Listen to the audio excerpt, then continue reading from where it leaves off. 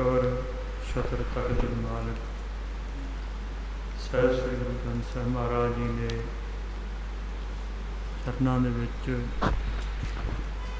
ਜੁੜ ਬੈਠੇ ਸਾਧ ਸੰਗਤ ਜੀ, ਵਾਹਿਗੁਰੂ ਜੀ ਕਾ ਖਾਲਸਾ, ਵਾਹਿਗੁਰੂ ਜੀ ਕੀ ਫਤਿਹ।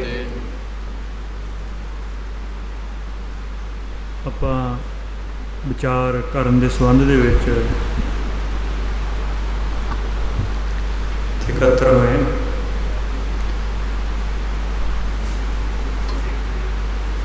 ਤਾਂ ਜਿਹੜਾ ਗੋਸ਼ਟ ਹੈ ਦਾ ਲਫ਼ਜ਼ ਹੈ, ਗੋਸ਼ਟ ਦੇ ਵਿੱਚ ਤਾਂ ਸੰਵਾਦ ਹੁੰਦਾ, ਸਵਾਲ ਜਵਾਬ ਵੀ ਹੁੰਦੇ ਨੇ। ਤੋ ਉੱਥੋਂ ਕੱਢ ਕੇ ਸਵਾਲ ਜਵਾਬ ਨਹੀਂ ਹੁੰਦੇ। ਮੈਂ ਵੀ ਮੋਨੋਲੋਗ ਕਰੀ ਜਾਵਾਂ, ਕੋਈ ਪਤਾ ਲੱਗੇ, ਕਿਸੇ ਨੂੰ ਨਾ ਪਤਾ ਲੱਗੇ, ਤੁਹਾਡਾ ਵੀ ਸਮਾਂ ਬਰਬਾਦ, ਮੇਰਾ ਵੀ ਸਮਾਂ ਬਰਬਾਦ। ਉਹਦੇ ਕਰਕੇ ਮੈਂ ਕੁਛ ਥੋੜ੍ਹੇ 5-10 ਮਿੰਟ ਦੇ ਲਈ ਸਵਾਲ ਕਰਨ ਦਾ ਇੱਕ ਦਾਇਰਾ ਮਿੱਥ ਦੇਣਾ। ਉਹਦੇ ਵਿੱਚ ਜੋ ਤੁਹਾਡੇ ਸਵਾਲ ਹੋਣਗੇ ਫਿਰ ਆਪਾਂ ਉਹਨਾਂ ਦੇ ਹੀ ਉੱਤਰ ਦੇ ਦਾਂਗੇ। ਇੱਦਾਂ ਹੁਣ ਮੈਨੂੰ ਨਹੀਂ ਪਤਾ ਹੈ ਵੀ ਤੁਹਾਡਾ ਲੈਵਲ ਕਿੱਦਾਂ ਦਾ। ਇਹ ਹੋ ਸਕਦਾ ਤੁਹਾਡਾ ਬਹੁਤਿਆਂ ਦਾ ਲੈਵਲ ਮੇਰੇ ਤੋਂ ਜ਼ਿਆਦਾ ਹੀ ਹੋਵੇ, ਤੋ ਫਿਰ ਆਪਾਂ ਨੂੰ ਬਹੁਤਾ ਲੰਬਾ ਟਾਈਮ ਗੱਲ ਕਰਨ ਦੀ ਲੋੜ ਹੀ ਨਹੀਂ ਪੈਣੀ। ਸੋ ਇਸ ਕਰਕੇ ਬੁਨਿਆਦੀ ਰੂਪ ਦੇ ਵਿੱਚ ਆਪਾਂ ਜਿਹੜਾ ਦਾਇਰਾ ਉਹ ਮਿਥਣਾ। ਦੇਖੋ, ਜਿਹੜੀ ਅੱਜ ਕੱਲ੍ਹ ਦੀ ਪੜ੍ਹਾਈ ਕਰਾਈ ਜਾਂਦੀ ਮੈਨੇਜਮੈਂਟ ਦੀ, ਉਹਦੇ ਵਿੱਚ ਚੀਜ਼ਾਂ ਨੂੰ ਤੋੜ ਕੇ ਦੇਖਣ ਨੂੰ, ਆਬਜੈਕਟਿਵਲੀ ਦੇਖਣ ਦਾ ਸੁਭਾਅ। ਪਹਿਲਾਂ ਜਿਹੜਾ ਮਾਈਂਡ ਸੀਗਾ ਉਹ ਬਹੁਤ ਸਬਜੈਕਟਿਵਿਟੀ 'ਚ ਦੇਖਦਾ ਸੀਗਾ, ਇਸ ਕਰਕੇ ਸਾਰੇ ਵੀ ਇੱਕੋ ਰੂਪ ਦੇ ਵਿੱਚ ਦੇਖਿਆ ਜਾਂਦਾ ਸੀਗਾ। ਹਾਲਾਂਕਿ ਉਹ ਇੱਕ ਦੇ ਵਿੱਚ ਵੀ ਅਨੇਕਤਾ ਹੁੰਦੀ, ਜਿੱਦਾਂ ਇਹ ਸਾਰੀ ਕੁਦਰਤ ਦੀ ਕਾਇਨਾਤ ਦੇ ਵਿੱਚ ਹੈ, ਜਿਹੜਾ ਸਾਰੇ ਅਕਾਲ ਪੁਰਖ ਦਾ ਰੂਪ ਹੈ ਉਹ ਇੱਕੋ ਵੀ ਹੈ, ਅਤੇ ਉਹਦੇ ਵੱਖਰੇ ਵੱਖਰੇ ਆਪੋ ਆਪਣੀ ਇੱਕ ਵੱਖਰੀ ਪਛਾਣ। ਕੁਦਰਤ ਤਾਂ ਇੱਦਾਂ ਚੱਲਦੀ ਹੈ। ਬਟ ਹੁਣ ਦੀ ਜਿਹੜੀ ਵਿੱਦਿਆ ਜਾਂ ਹੁਣ ਦਾ ਜਿਹੜਾ ਸਾਡਾ ਬੁੱਧ ਵਿਵੇਕ ਹੈ, ਉਹ ਇਸ ਤਰ੍ਹਾਂ ਹੈ ਕਿ ਉਹ ਕੱਲੀਆਂ ਚੀਜ਼ਾਂ ਨੂੰ ਹੀ ਪਕੜਦਾ, ਜਿਹੜੀ ਸਮੁੱਚਤਾ ਉਹਦੇ ਵਿੱਚ ਪਕੜਦਾ ਹੈ। ਇਸੇ ਕਰਕੇ ਸ਼ਾਇਦ ਮਹਾਰਾਜ ਦੀ ਬਾਣੀ ਵੀ ਪਦਛੇਦ ਕੀਤੀ, ਇੱਕ ਨੂੰ ਦੇਖ ਨਹੀਂ ਪਾ ਰਹੇ। ਤੋ ਉਸ ਪੜ੍ਹਾਈ ਦੇ ਕਰਕੇ ਮੈਨੇਜਮੈਂਟ ਦੀਆਂ ਪੜ੍ਹਾਈ, ਜਿਹਦੇ ਵਿੱਚ ਸਭ ਤੋਂ ਵੱਧ ਤਨਖਾਹਾਂ ਮਿਲਦੀਆਂ ਨੇ ਜਿਹੜੇ MBA ਕਰਦੇ ਨੇ। ਤੁਸੀਂ ਵੱਡੀਆਂ ਸਾਰੀਆਂ ਕੰਪਨੀਆਂ ਨੇ, ਛੋਟੀਆਂ ਕੰਪਨੀਆਂ ਨੇ, ਉਹਦੇ ਵਿੱਚ 2-3 ਚੀਜ਼ਾਂ ਆਪਾਂ ਪੜ੍ਹਦੇ ਹਾਂ। ਹਰੇਕ ਕੰਪਨੀ ਆਪਣਾ ਵਿਜ਼ਨ ਦੱਸਦੀ, ਹਰੇਕ ਕੰਪਨੀ ਫਿਰ ਆਪਣਾ ਮਿਸ਼ਨ ਦੱਸਦੀ। ਵਿਜ਼ਨ ਮੀਨੇ ਆਦਰਸ਼, ਮਿਸ਼ਨ ਮੀਨੇ ਨਿਸ਼ਾਨਾ, ਟੀਚਾ। ਅਤੇ ਉਸ ਆਦਰਸ਼ ਅਤੇ ਉਸ ਨਿਸ਼ਾਨੇ ਨੂੰ ਪ੍ਰਾਪਤ ਕਰਨ ਦੇ ਲਈ ਫਿਰ ਗਾਹਾਂ ਯੋਜਨਾਬੰਦੀ ਕੀਤੀ ਜਾਂਦੀ, ਪ੍ਰੋਗਰਾਮ ਬਣਦਾ। ਉਸ ਪ੍ਰੋਗਰਾਮ ਦੇ ਵਿੱਚੋਂ ਫਿਰ ਪ੍ਰੋਜੈਕਟ ਨਿਕਲਦੇ, ਉਸ ਪ੍ਰੋਜੈਕਟ 'ਚੋਂ ਫਿਰ ਟਾਸਕ ਨਿਕਲਦੇ, ਟਾਸਕ ਤੋਂ ਗਾਹਾਂ ਸਬ ਟਾਸਕ ਨਿਕਲਦੇ, ਫਿਰ ਗਾਹਾਂ ਉਹਦੀ ਬਣ ਚੱਲਦੀ। ਤੋ ਜਿਹੜੀ ਗੁਰੂ ਖਾਲਸਾ ਪੰਥ ਦਾ ਸੰਬੰਧ ਹੈ ਇਤਿਹਾਸ ਦਾ ਜਾਂ ਰਵਾਇਤ ਦਾ। ਇਤਿਹਾਸ ਜਾਂ ਰਵਾਇਤ ਇਹ ਤਾਂ ਬਾਹਰੀ ਦਾ ਦੁਨਿਆਵੀ ਚੀਜ਼ਾਂ ਨੇ। ਇਹ ਜੋ ਵੀ ਇਤਿਹਾਸ ਦੀਆਂ ਘਟਨਾਵਾਂ ਦਾ ਜ਼ਿਕਰ ਕਰਦੇ ਹਾਂ ਜਾਂ ਰਵਾਇਤ ਦਾ ਆਪਾਂ ਜ਼ਿਕਰ ਕਰਦੇ ਹਾਂ, ਉਹ ਕਿਸੇ ਵੱਡੇ ਆਦਰਸ਼ ਅਤੇ ਨਿਸ਼ਾਨਿਆਂ ਨੂੰ ਮੁੱਖ ਰੱਖ ਕੇ ਕੀਤੀਆਂ ਜਾਂਦੀਆਂ। ਜੇ ਆਦਰਸ਼ ਅਤੇ ਉਹ ਨਿਸ਼ਾਨਿਆਂ ਦੀ ਸਮਝ ਨਾ ਹੋਏ ਤਾਂ ਜਿਹੜੀ ਇਕੱਲੀਆਂ ਘਟਨਾਵਾਂ ਨੇ ਜਾਂ ਇਕੱਲੇ ਟਾਸਕ ਨੇ, ਉਹਨਾਂ ਨੂੰ ਜਾਣ ਕੇ ਤੁਸੀਂ ਸਹੀ ਪਿਕਚਰ ਸਮਝ ਨਹੀਂ ਸਕਦੇ। ਕਈ ਵਾਰ ਗਲਤੀ ਸਮਝ ਆਈ। ਸੋ ਬੁਨਿਆਦੀ ਰੂਪ ਦੇ ਵਿੱਚ ਜਿਹੜਾ ਮਹਾਰਾਜ ਆਪਣੇ ਲਈ ਇੱਕ ਵਿਜ਼ਨ ਮਿੱਥ ਕੇ ਗਏ, ਇੱਕ ਨਿਸ਼ਾਨਾ ਮਹਾਰਾਜ ਤੈਅ ਕਰਕੇ ਗਏ, ਜਿਹਦੇ ਕਰਕੇ ਪਿਛਲੇ 350-400 ਸਾਲ ਦੀ ਸਿੱਖਾਂ ਦੀ ਹਿਸਟਰੀ ਹੈਗੀ, ਤਾਂ ਉਹ ਸਹੀ ਤਰੀਕੇ ਨਾਲ ਸਮਝ ਆ ਸਕੇ। ਸੋ ਜਿੱਥੇ ਤੱਕ ਵਿਜ਼ਨ ਦਾ ਸੰਬੰਧ ਹੈ, ਇੱਕ ਤਾਂ ਸਭ ਤੋਂ ਉੱਚਾ ਆਦਰਸ਼ ਹੈ ਹਰੇਕ ਸਿੱਖ ਦਾ, ਜਿਸ ਨੂੰ ਗੁਰੂ ਗ੍ਰੰਥ ਸਾਹਿਬ 'ਚ ਜੀਵਨ ਮੁਕਤ ਅਵਸਥਾ ਪ੍ਰਾਪਤ ਕਰਨਾ ਕਹਿੰਦੇ। ਆਪਾਂ ਜੋ ਵੀ ਇੱਕ ਸਿੱਖ ਕਾਰਜ ਕਰਦਾ, ਜਿਸ ਤਰ੍ਹਾਂ ਦਾ ਮਰਜ਼ੀ ਕਰੇ, ਚਾਹੇ ਉਹ ਧਰਮ ਦੇ ਪ੍ਰਥਾਏ ਕਰੇ, ਚਾਹੇ ਉਹ ਰਾਜਨੀਤੀ ਦੇ ਪ੍ਰਥਾਏ ਕਰੇ, ਚਾਹੇ ਸਮਾਜ ਦੇ ਪ੍ਰਥਾਏ ਕਰੇ, ਜੋ ਵੀ ਉਹਦੀ ਕੁੱਲ ਕਾਰ ਹੈ ਉਹ ਇਸ ਕਰਕੇ ਹੁੰਦੀ ਕਿ ਜੀਵਨ ਮੁਕਤ ਅਵਸਥਾ ਪ੍ਰਾਪਤ ਹੋ। ਤਾਂ ਜੀਵਨ ਮੁਕਤ ਅਵਸਥਾ ਪ੍ਰਾਪਤ ਕਰਨ ਦੇ ਲਈ ਦੋ ਹੀ ਬੁਨਿਆਦੀ ਚੀਜ਼ਾਂ ਮਹਾਰਾਜ ਨੇ ਆਪਾਂ ਨੂੰ ਦਿੱਤੀਆਂ ਨੇ, ਇੱਕ ਨਾਮ ਹੈ, ਇੱਕ ਸੇਵਾ ਹੈ। ਤੋ ਜਿਹੜਾ ਨਾਮ ਦਾ ਵਿਸ਼ਾ ਉਹ ਆਪਾਂ ਬਹੁਤ ਵਿਸਥਾਰ ਦੇ ਵਿੱਚ ਸਿੱਖਾਂ ਦੇ ਦੀਵਾਨਾਂ ਦੇ ਵਿੱਚ ਸੁਣਦੇ ਹਾਂ। ਤੋ ਜਿਹੜੀ ਵੀ ਸਾਰੀ ਦੁਨੀਆ ਦਾ ਵਾਹ ਵਾਸਤਾ ਹੈ, ਉਹ ਜੋ ਸਾਡਾ ਸੇਵਾ ਦਾ ਹਿੱਸਾ ਹੈ, ਸੇਵਾ ਦਾ ਪਾਰਟ ਹੈ, ਉਹਦੇ ਨਾਲ ਸੰਬੰਧਿਤ ਹੁੰਦਾ। ਤੋ ਆਪਾਂ ਸਿਰਫ ਇਹ ਸੇਵਾ ਵਾਲਾ ਜਿਹੜਾ ਇੱਕ ਪੱਖ ਹੈ ਉਹਦੇ ਸੰਬੰਧੀ ਜੋ ਸਾਡੇ ਆਦਰਸ਼ ਨੇ ਤੇ ਨਿਸ਼ਾਨੇ ਨੇ ਉਹ ਹੀ ਤੁਹਾਡੇ ਨਾਲ ਸਾਂਝੇ ਕਰਨੇ। ਤੋ ਸੇਵਾ ਇੱਕ ਆਪਾਂ ਜਾਣਦੇ ਹਾਂ, ਗੁਰੂ ਘਰ ਦੇ ਵਿੱਚ ਸਭ ਤੋਂ ਜਿਹੜੀ ਵੱਡੀ ਸੇਵਾ, ਉੱਤਮ ਸੇਵਾ, ਉਹ ਗੁਰੂ ਦੀ ਸੇਵਾ ਮੰਨੀ ਜਾਂਦੀ। ਜਦੋਂ ਗੁਰੂ ਮਹਾਰਾਜ ਆਪ ਸਰੀਰ ਰੂਪ ਸੀਗੇ, ਤਾਂ ਉਸ ਤੋਂ ਬਾਅਦ ਗੁਰੂ ਗ੍ਰੰਥ ਅਤੇ ਗੁਰੂ ਪੰਥ ਦੀ ਸੇਵਾ, ਉਸ ਤੋਂ ਬਾਅਦ ਸੇਵਾ ਆਉਂਦੀ ਸੰਗਤ ਦੀ ਸੇਵਾ। ਸੰਗਤ ਦੀ ਸੇਵਾ ਦੇ ਵਿੱਚ ਬਹੁਤ ਸਾਰੀਆਂ ਜਿਹੜੀਆਂ ਗੁਰੂ ਘਰ ਦੇ ਵਿੱਚ ਸੇਵਾ ਹੁੰਦੀਆਂ, ਲੰਗਰ ਦੀ ਨਾਲ ਸੰਬੰਧਿਤ ਜਾਂ ਹੋਰ ਵੀ ਪੱਖਾ ਚੱਲਣ ਦੀ ਜ਼ਰੂਰਤ ਨਹੀਂ ਰਹੇ ਪੱਖੇ, ਮਤਲਬ ਜੋ ਵੀ ਸੰਗਤ ਦੀ ਸੇਵਾ ਤੁਸੀਂ ਮੰਨੋ। ਅਤੇ ਦੂਜੀ ਸੰਗਤ ਦੀ ਸੇਵਾ, ਅਤੇ ਤੀਜੀ ਸਰਬੱਤ ਦੀ ਭਲੇ ਦੀ ਪ੍ਰਥਾਏ, ਸਾਰੀ ਮਨੁੱਖਤਾ ਦੀ, ਸਾਰੀ ਕੁਦਰਤ ਦੀ ਸੇਵਾ। ਇਹ ਇੱਕ ਤੀਜਾ ਪੱਖ ਹੈ। ਤੋ ਜਿੱਥੇ ਇਹ ਸਰਬੱਤ ਦੇ ਭਲੇ ਦੇ ਪ੍ਰਥਾਏ ਸੇਵਾ ਦਾ ਕਾਰਜ ਹੈ, ਇਹ ਆਪਣੇ ਲਈ ਜ਼ਿਆਦਾ ਸਮਝਣ ਦੀ ਲੋੜ ਹੈ, ਜਿਹਦੇ ਵਿੱਚੋਂ ਹਿਸਟਰੀ ਅਤੇ ਪੋਲੀਟਿਕਸ ਡਰਾਈਵ ਹੋਣੇ ਨੇ।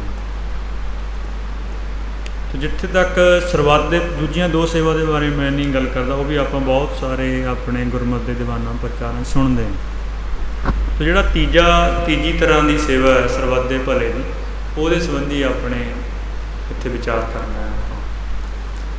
ਤੋ ਸਰਬੱਤ ਦੇ ਵਿੱਚ ਪਹਿਲਾਂ ਤਾਂ ਜਿਸ ਤਰ੍ਹਾਂ ਮੇਰੇ ਤੋਂ ਪਹਿਲਾਂ ਚਰਨਜੀਤ ਸਿੰਘ ਹੁਣੀ ਦੱਸ ਕੇ ਗਏ, ਉਹ ਬ੍ਰਿਟਿਸ਼ ਪੀਰੀਅਡ ਦੇ ਵੇਲੇ ਦੀ ਗੱਲ ਕਰਦੇ ਸੀਗੇ।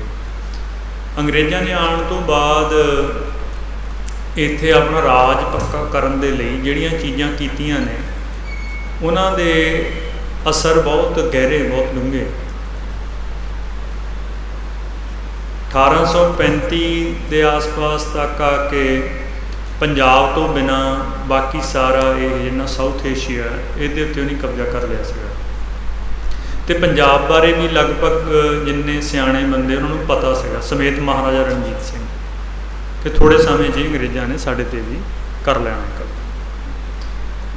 ਤਾਂ ਉਸ ਵਕਤ ਉੱਥੇ 1835 ਤੋਂ ਲੈ ਕੇ 50 ਤੱਕ 15 ਸਾਲ ਦੀ ਡਿਬੇਟ ਚੱਲੀ ਕਿ ਇਹ ਰਾਜ ਪੱਕਾ ਕਿਸ ਤਰੀਕੇ ਕੀਤਾ ਜਾਵੇ। ਇਹ ਆਪਣੇ ਵਿਸ਼ੇ ਤੋਂ ਥੋੜ੍ਹੀ ਜਿਹੀ ਬਾਹਰ ਦੀ ਗੱਲ ਹੈ। ਤਾਂ ਉਹਦੇ ਵਿੱਚ ਇੱਕ ਉਹਨਾਂ ਦੇ ਵਿਦਵਾਨ ਸੀਗੇ, ਉਹਨਾਂ ਨੇ ਕਿਹਾ ਕਿ ਜੇ ਰਾਜ ਪੱਕਾ ਕਰਨਾ ਤਾਂ ਇੱਥੋਂ ਦੇ ਜਿਹੜੇ ਲੋਕ ਨੇ, ਵਸਿੰਦੇ ਨੇ, ਉਹਨਾਂ ਦਾ ਟੇਸਟ, ਉਹਨਾਂ ਦੇ ਮੋਰਲਸ, ਉਹਨਾਂ ਦਾ ਓਪੀਨੀਅਨ, ਇਹ ਬ੍ਰਿਟਿਸ਼ ਕਰਨਾ ਪੈਣਾ। ਖੂਨ ਹੱਡ ਮਾਸ ਕਰਕੇ ਤਾਂ ਇਹ ਇੱਥੋਂ ਦੇ ਹੀ ਨਸਲਾਂ 'ਚੋਂ ਹੋਣ, ਇੱਥੋਂ ਦੇ ਹੀ ਧਰਮਾਂ 'ਚੋਂ ਹੋਣ, ਪਰ ਇਹ ਵਿਚਾਰ ਕਰਕੇ, ਨੈਤਿਕਤਾ ਕਰਕੇ, ਅਤੇ ਜਿਹੜਾ ਉਹਨਾਂ ਦਾ ਜੀਵਨ ਜਿਉਣ ਦਾ ਆਚਾਰ ਹੈ, ਚੱਜ ਆਚਾਰ, ਉਹਦੇ ਕਰਕੇ ਬ੍ਰਿਟਿਸ਼ ਹੋ ਜਾਣ ਅਤੇ ਤੁਹਾਡਾ ਰਾਜ ਪੱਕਾ ਹੀ।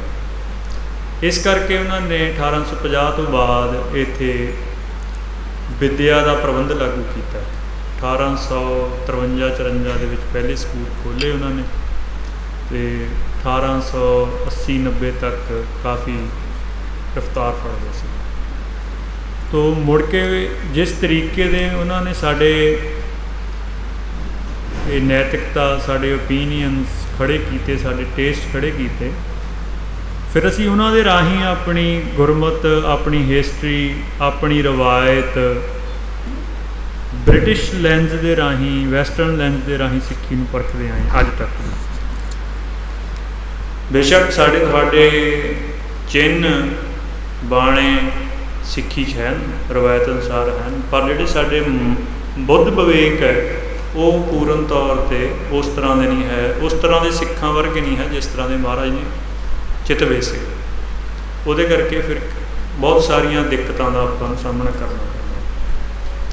ਸੋ ਇਸ ਕਰਕੇ ਇੱਕ ਇਹ ਮੈਂ ਤਾਂ ਤੁਹਾਨੂੰ ਦੱਸੀ ਕਿ ਜਦੋਂ ਆਪਾਂ ਸਰਬੱਤ ਦੀ ਗੱਲ ਕਰਦੇ ਹਾਂ, ਹੁਣ ਇਹ ਪਹਿਲਾਂ ਦੱਸਣਾ ਪੈਂਦਾ ਕਿ ਸਰਬੱਤ ਦਾ ਮਤਲਬ ਕਿਆ ਹੈ। ਸਿੱਖ ਦੇ ਲਈ ਤਾਂ ਸਰਬੱਤ ਦਾ ਮਤਲਬ ਚਾਰੇ ਖਾਣੀਆਂ, ਚਾਰੇ ਖਾਣੀਆਂ ਨੇ, ਮਿੱਟੀ, ਪਾਣੀ, ਹਵਾ, ਸਾਰਾ ਕੁਛ ਹੀ ਜੋ ਵੀ ਉਸ ਅਕਾਲ ਪੁਰਖ ਦੀ ਸਿਰਜਣਾ ਹਰ, ਕਿਉਂਕਿ ਉਹ ਹਰ ਜਰੇ ਜਰੇ ਦੇ ਵਿੱਚ ਰਮਿਆ ਹੋਇਆ, ਇਸ ਕਰਕੇ ਸਰਬੱਤ ਮੀਨੇ ਜੋ ਵੀ ਦ੍ਰਿਸ਼ਟਮਾਨ। ਪਰ ਪੱਛਮ ਦੇ ਵਿੱਚ ਸਰਬੱਤ ਮੀਨੇ ਮਨੁੱਖਤਾ ਹੀ ਹੁੰਦਾ, ਸਮੁੱਚੀ ਮਨੁੱਖਤਾ ਵੱਧ ਤੋਂ ਵੱਧ, ਕਿਉਂਕਿ ਉਹਨਾਂ ਦਾ ਆਈਡੀਆ ਸਰਬੱਤ ਮੀਨੇ ਮਨੁੱਖਤਾ ਹੀ ਸੀਗਾ, ਪੂਰੀ ਕੁਦਰਤ ਦੀ ਕਾਇਨਾਤ ਨਹੀਂ ਸੀਗੀ। ਇਸ ਕਰਕੇ ਜਿਹੜਾ ਉੱਥੇ ਮਾਡਲ ਚੱਲਦਾ ਰਿਹਾ, ਜਿਹਨੂੰ ਮਾਡਰਨਿਜ਼ਮ ਕਹਿੰਦੇ, ਉਹਦੇ ਕਰਕੇ ਹੁਣ ਇਨਵਾਇਰਮੈਂਟਲ ਤੌਰ 'ਤੇ ਇੰਨੀਆਂ ਜ਼ਿਆਦਾ ਦਿੱਕਤਾਂ ਪੈਦਾ ਹੋ ਗਈਆਂ ਕਿ ਕੁਦਰਤ ਦੇ ਨਾਲ ਉਹਨਾਂ ਨੇ ਇੰਨੀ ਛੇੜਛਾੜ ਕਰ ਲਈ, ਬਾਕੀ ਮਨੁੱਖ ਤੋਂ ਬਿਨਾਂ ਬਾਕੀ ਚੀਜ਼ਾਂ ਨਾਲ, ਕਿ ਇਸ ਧਰਤੀ ਦੇ ਉੱਤੇ ਜੀਵਨ ਬਚਣਾ ਜਾਂ ਨਹੀਂ ਬਚਣਾ ਇੱਥੇ ਹੀ ਸਵਾਲੀਆ ਨਿਸ਼ਾਨ ਹੈ। ਉਹ ਇਸੇ ਕਰਕੇ ਹੋਇਆ ਕਿ ਉਹਨਾਂ ਦਾ ਸਰਬੱਤ ਦਾ ਦਾਇਰਾ ਛੋਟਾ, ਸਾਡਾ ਸਰਬੱਤ ਦਾ ਦਾਇਰਾ ਬਹੁਤ ਜ਼ਿਆਦਾ ਵਿਸ਼ਾਲ ਸੀਗਾ। ਬਟ ਅੱਜ ਸਾਡੇ ਵੀ ਸਰਬੱਤ ਮੀਨੇ ਪੂਰੀ ਮਨੁੱਖਤਾ ਨੂੰ ਹੀ ਸਰਬੱਤ ਤੱਕ ਛੋਟਾ ਦਾਇਰਾ ਕਰ ਲਿਆ। ਤਾਂ ਸਾਡੇ ਜਦੋਂ ਆਪਾਂ ਸਰਬੱਤ ਦੇ ਭਲੇ ਦੀ ਗੱਲ ਕਰਦੇ ਹਾਂ, ਉਹਦੇ 'ਚ ਇਕੱਲੀ ਮਨੁੱਖਤਾ ਨਹੀਂ, ਪੂਰੀ ਅਕਾਲ ਪੁਰਖ ਦੀ ਜੋ ਵੀ ਸਿਰਜਣਹਾਰ, ਜੋ ਵੀ ਦ੍ਰਿਸ਼ਟਮਾਨ ਹੈ, ਚਾਰੇ ਖਾਣੀਆਂ ਤੋਂ ਲੈ ਕੇ ਹਵਾ, ਪਾਣੀ, ਮਿੱਟੀ, ਸਭ ਕੁਛ। ਤਾਂ ਮਹਾਰਾਜ ਨੇ ਸੇਵਾ ਦੇ ਵਿੱਚ ਇੱਕ ਸਾਡੇ ਲਈ ਆਦਰਸ਼ ਪੈਦਾ ਕੀਤਾ ਕਿ ਆਪਾਂ ਸਰਬੱਤ ਦੇ ਭਲੇ ਦੇ ਲਈ ਕਾਰਜਸ਼ੀਲ ਹੋਣਾ। ਦੂਜਾ ਜਿਹੜਾ ਸਾਡਾ ਆਦਰਸ਼ ਹੈ, ਉਹ ਆਦਰਸ਼ ਮਹਾਰਾਜ ਨੇ ਦਿੱਤਾ ਕਿ ਇਹ ਜਿਹੜਾ ਸਰਬੱਤ ਹੈ, ਇਸ ਸਰਬੱਤ ਦੇ ਵਿੱਚ ਜਿਹੜਾ ਮਨੁੱਖ ਹੈ, ਇਸ ਜੂਨ ਨੂੰ ਸਰਦਾਰੀ ਮਿਲੀ, ਕਿਉਂਕਿ ਬੁੱਧ ਵਿਵੇਕ ਮਨੁੱਖ ਕੋਲ ਹੈ। ਤਾਂ ਮਹਾਰਾਜ ਨੇ ਕਿਹਾ ਕਿ ਸਰਬੱਤ ਦਾ ਭਲਾ ਤਦ ਹੀ ਸਹੀ ਚੱਲਣਾ ਹੈ ਜੇ ਮਨੁੱਖਾਂ ਦਾ ਜਿਹੜਾ ਸਮਾਜ ਹੈ ਉਹ ਆਦਰਸ਼ ਰੂਪ ਦੇ ਵਿੱਚ ਚੱਲੇ। ਅਤੇ ਉਸ ਆਦਰਸ਼ ਦਾ ਨਾਂ ਗੁਰੂ ਗ੍ਰੰਥ ਸਾਹਿਬ ਮਹਾਰਾਜ ਬੇਗਮਪੁਰਾ ਦੇ ਨਾਂ ਨਾਲ ਕਿਹਾ। ਮਹਾਰਾਜ ਨੇ ਕਿਹਾ ਕਿ ਜਿਹੜਾ ਇੱਕ ਆਦਰਸ਼ ਸਮਾਜ ਬਣਨਾ ਹੈ, ਉਹਦੇ ਵਿੱਚ ਬੁਨਿਆਦੀ ਗੱਲ ਮਹਾਰਾਜ ਨੇ ਕਹੀ ਕਿ ਉਹਦੇ ਵਿੱਚ ਸਾਂਝੀਵਾਲਤਾ ਹੋਏਗੀ। ਸਾਂਝੀਵਾਲਤਾ ਤਦ ਹੁੰਦੀ ਆ ਜੇ ਆਪਸ 'ਚ ਪਰਸਪਰ ਪਿਆਰ। ਪਿਆਰ ਤਦ ਹੁੰਦਾ ਹੈ ਜਦ ਤੁਸੀਂ ਦੂਸਰੇ ਬੰਦੇ ਨੂੰ ਆਪਣੇ ਬਰਾਬਰ ਸਮਝੋ, ਇਕੁਅਲ।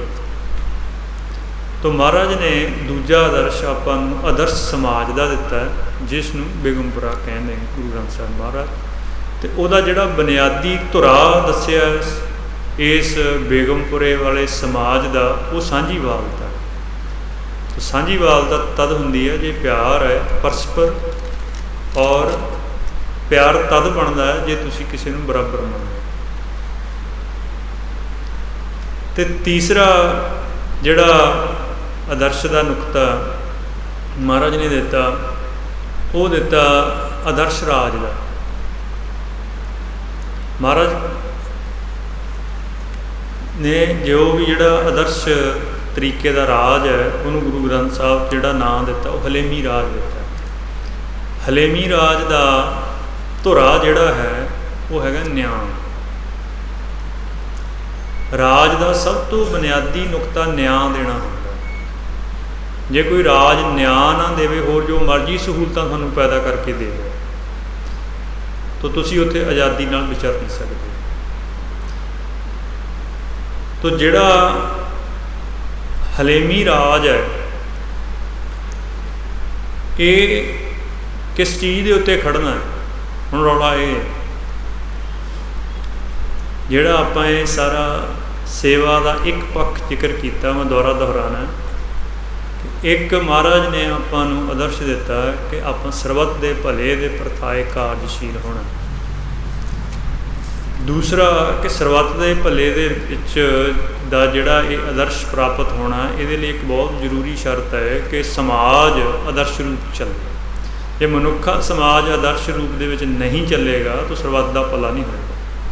ਹੁਣ ਜੋ ਵੀ ਇਹ ਦੁਨੀਆ ਦੀਆਂ ਸਮੱਸਿਆ ਖੜੀਆਂ ਹੋਈਆਂ ਨੇ, ਉਹ ਸਾਡੇ ਹੀ ਬਿਹੇਵੀਅਰ ਕਰਕੇ ਨੇ। ਕੁਦਰਤ ਨੇ ਤਾਂ ਇੱਕ ਬੈਲੈਂਸਡ ਲਾਈਫ ਕ੍ਰੀਏਟ ਕੀਤੀ ਸੀਗੀ, ਮਨੁੱਖ ਨੇ ਹੀ ਇੱਕ ਇੰਬੈਲੈਂਸ ਕ੍ਰੀਏਟ ਕੀਤਾ ਜਿਹਦੇ ਕਰਕੇ ਸਮੱਸਿਆ ਖੜੀਆਂ ਹੋਈਆਂ। ਤਾਂ ਉਹਦੇ ਲਈ ਮਹਾਰਾਜ ਕਹਿੰਦੇ ਕਿ ਇੱਕ ਆਦਰਸ਼ ਸਮਾਜ ਚਾਹੀਦਾ, ਉਹਦਾ ਨਾਮ ਬੇਗਮਪੁਰਾ ਹੈ। ਅਤੇ ਆਦਰਸ਼ ਸਮਾਜ ਸਹੀ ਰੂਪ ਦੇ ਵਿੱਚ ਚੱਲੇ, ਕਿਉਂਕਿ ਸਮਾਜ ਜਦੋਂ ਖੁਸ਼ਹਾਲ ਹੁੰਦਾ, ਜਦੋਂ ਕੋਈ ਵੀ ਸਮਾਜ ਬੇਗਮਪੁਰਾ ਦੇ ਵੱਲ ਨੂੰ ਚੱਲਣ ਲੱਗਦਾ, ਖੁਸ਼ਹਾਲ ਹੋ ਜਾਂਦਾ, ਤਾਂ ਉਸ ਸਮਾਜ ਦੇ ਆਲੇ ਦੁਆਲੇ ਹੋਰ ਜਿਹੜੇ ਸਮਾਜ ਹੁੰਦੇ ਨੇ ਉਹ, ਅਤੇ ਉਸ ਸਮਾਜ ਦੇ ਵਿੱਚੋਂ ਹੀ ਕੁਛ ਹਿੱਸੇ ਤੋਂ ਉਸ ਸਮਾਜ ਦੇ ਲਈ ਸਮੱਸਿਆਵਾਂ ਖੜ੍ਹਦੀਆਂ। ਦੋ ਤਰ੍ਹਾਂ ਦੀਆਂ ਸਮੱਸਿਆਵਾਂ ਖੜ੍ਹਦੀਆਂ ਨੇ ਸਮਾਜ ਲਈ। ਇੱਕ ਕਿ ਜਿਹੜੇ ਮਨੁੱਖ ਪੰਜੇ ਵਿਕਾਰਾਂ ਦੇ ਅਧੀਨ ਚੱਲ ਰਹੇ ਹੁੰਦੇ ਆ, ਉਹ ਸਮਾਜ ਦੇ ਵਿੱਚ ਕਲੇਸ਼ ਖੜ੍ਹਾ ਕਰ ਲੈਂਦੇ, ਵੰਡ ਨੂੰ ਲੈ ਕੇ ਮੈਨੂੰ ਵੱਧ ਚਾਹੀਦਾ। ਸਮਾਜ ਦੇ ਵਿੱਚ ਅੰਦਰੂਨੀ ਇੱਕ ਸਮੱਸਿਆ ਖੜ੍ਹਦੀ ਕਲੇਸ਼ ਦੀ, ਆਪਸੀ ਭਰਾ ਭਰਾ ਵੀ ਲੜ ਪੈਂਦੇ ਆ ਜਾਂ ਹੋਰ ਵੀ ਲੜ ਪੈਂਦੇ, ਪਦਾਰਥ ਕਰਕੇ ਹੀ ਲੜਦੇ ਨੇ ਪੰਜੇ ਵਿਕਾਰਾਂ ਅਧੀਨ। ਅਤੇ ਉਹਦੀ ਵੰਡ ਸਹੀ ਹੋਏ, ਮਤਲਬ ਵੰਡ 'ਚ ਨਿਆਂ ਹੋਏ, ਉਹਦੇ ਲਈ ਸਮਾਜ ਨੂੰ ਫਿਰ ਇੱਕ ਰਾਜਨੀਤਿਕ ਸੰਸਥਾ ਖੜ੍ਹੀ ਕਰਨੀ ਪੈਂਦੀ ਹੈ, ਜਿਹੜੀਆਂ ਆਪਣੀਆਂ ਅਦਾਲਤਾਂ ਖੜ੍ਹਦੀਆਂ ਨੇ, ਪੁਲਿਸ ਹੈ, ਜੋ ਵੀ ਹੈ। ਇਹ ਅੰਦਰੂਨੀ ਕਲੇਸ਼ ਨਿਆਂਪੂਰਨ ਤਰੀਕੇ ਨਾਲ ਨਜਿੱਠਿਆ ਜਾਏ, ਇਸ ਦੇ ਲਈ ਇੱਕ ਰਾਜਨੀਤਿਕ ਸੰਸਥਾ ਖੜ੍ਹੀ ਕਰਦੇ ਹਾਂ ਆਪਾਂ। ਅਤੇ ਸਮਾਜ ਦੀ ਦੂਜੀ ਸਮੱਸਿਆ ਜਿਹੜੀ ਖੜ੍ਹਦੀ ਆ ਉਹ ਇਹ ਹੁੰਦੀ ਆ ਕਿ ਜਦੋਂ ਇੱਕ ਸਮਾਜ ਪ੍ਰਫੁੱਲਤ ਹੋ ਜਾਂਦਾ, ਉਹਦੇ ਆਲੇ ਦੁਆਲੇ ਵਾਲੇ ਸਮਾਜ ਪਦਾਰਥ ਕਰਕੇ ਜਾਂ ਹੋਰ ਤਰ੍ਹਾਂ ਦੀਆਂ ਬਾਕੀ ਸਾਰੀ ਤਰ੍ਹਾਂ ਦੀ ਖੁਸ਼ਹਾਲੀ ਕਰਕੇ ਪਿੱਛੇ ਰਹਿ ਜਾਂਦੇ ਆ, ਅਤੇ ਉਹ ਹਮਲਾਵਰ ਹੋ ਜਾਂਦੇ। ਜਿੱਦਾਂ ਇੱਥੇ ਆ ਪੰਜਾਬ ਹੈ, ਪੰਜਾਬ ਦੇ ਵਿੱਚ ਇੱਥੋਂ ਦੀ ਮਿੱਟੀ, ਇੱਥੋਂ ਦਾ ਪਾਣੀ, ਇੱਥੋਂ ਦਾ ਸਾਰਾ ਵਾਤਾਵਰਣ ਅਤੇ ਇੱਥੋਂ ਦੇ ਲੋਕ, ਇਹ ਸਾਰੀਆਂ ਤਿੰਨ ਚਾਰ ਚੀਜ਼ਾਂ ਕਰਕੇ ਇੱਥੇ ਅਨਾਜ ਸਦਾ ਹੀ ਬਹੁਤ ਜ਼ਿਆਦਾ, ਲੋੜ ਤੋਂ ਜ਼ਿਆਦਾ ਹੁੰਦਾ ਰਿਹਾ। ਮਤਲਬ ਪੰਜਾਬ ਦੀ ਆਬਾਦੀ 2 ਕਰੋੜ ਹੈ, ਅਤੇ ਹੁਣ ਇਸ ਵੇਲੇ ਜਿਹੜਾ ਹੁਣ ਵਾਲਾ ਪੰਜਾਬ ਹੈ, ਮਤਲਬ ਛੋਟਾ ਜਿਹਾ ਪੰਜਾਬ ਜਿਹੜਾ ਹੁਣ ਵਾਲਾ ਯੂਨਿਟ ਹੈ, ਇਹ 20 ਕਰੋੜ ਦੇ ਆਸ ਪਾਸ ਲੋਕਾਂ ਨੂੰ ਭੋਜਨ ਖਵਾਉਣ ਦੀ ਸਮਰੱਥਾ ਰੱਖਦਾ। ਜਦੋਂ ਪੂਰਾ ਵੱਡਾ ਰਲ ਜਾਂਦਾ ਤਾਂ ਫਿਰ ਬਹੁਤ ਜ਼ਿਆਦਾ ਸਮਰੱਥਾ ਹੋ ਜਾਂਦੀ ਹੈ, 50 ਕਰੋੜ ਹੋ ਜਾਂਦੀ ਹੋਏਗੀ ਸ਼ਾਇਦ, ਥੋੜ੍ਹੀ ਬਹੁਤ ਵੱਧ ਘੱਟ ਵੀ ਹੋਊਗੀ। ਤਾਂ ਉਹ ਜਦੋਂ ਇਹ ਖੁਸ਼ਹਾਲੀ ਆਉਂਦੀ ਹੈ, ਇਸੇ ਕਰਕੇ ਇੱਥੇ ਜਿੰਨੀ ਵੀ ਆਪਣੇ ਕੋਲ ਇਤਿਹਾਸ ਤਵਾਰੀਖ ਮੌਜੂਦ ਹੈ ਪਿਛਲੇ 2500 ਸਾਲ ਦੀ, ਉਹਦੇ ਵਿੱਚ ਇੱਥੇ ਹਮਲਾਵਰ ਆਉਂਦੇ ਹੀ ਰਹੇ ਲਗਾਤਾਰ। ਉਹ ਇਸੇ ਕਰਕੇ ਆਉਂਦੇ ਨੇ ਕਿ ਖੁਸ਼ਹਾਲੀ ਦੇ ਉੱਤੇ ਹਮਲਾ ਹੁੰਦਾ, ਅਤੇ ਉਹਨੂੰ ਰੋਕਣ ਦੇ ਲਈ ਵੀ ਫਿਰ ਇੱਕ ਰਾਜਨੀਤਿਕ ਸੰਸਥਾਵਾਂ ਬਣਾਈਆਂ ਜਾਂਦੀਆਂ ਨੇ, ਜਿਹਨਾਂ ਨੂੰ ਫੌਜ ਕਹਿੰਦੇ।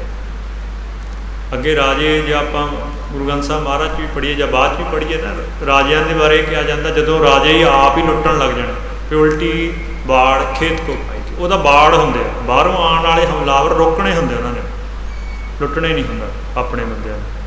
ਤਾਂ ਰਾਜ ਦੀ ਇਹ ਦੂਜੀ ਸੰਸਥਾ ਬਣਦੀ ਫਿਰ, ਜਿਹੜੀ ਸਮਾਜ ਨੂੰ ਡੀਲ ਕਰਦੀ।